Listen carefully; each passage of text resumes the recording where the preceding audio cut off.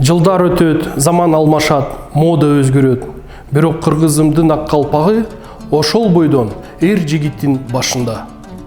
Урматтуу кыргызстандыктар, Бишкек башкы архитектура муниципалдык ишканасынын жааматы баарыңыздарды 5 март ак калпак күнү менен куттуктайт.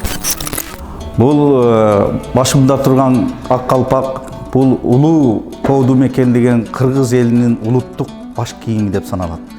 Бул калпак негизинен түпкү ак жасалат, этек жагы тоолорду элестеткен, баш жагында кар жаткан аска тоолорду, бийик тоолорду элестетет.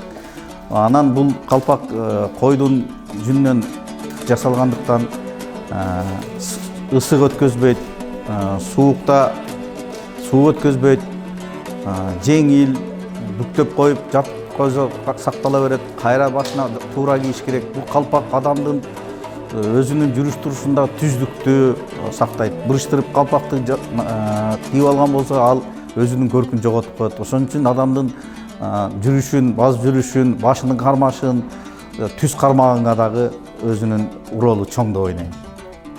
Калпак негизинен ар кандай жаштагы адамдардын да өзүнүн калпагы болот.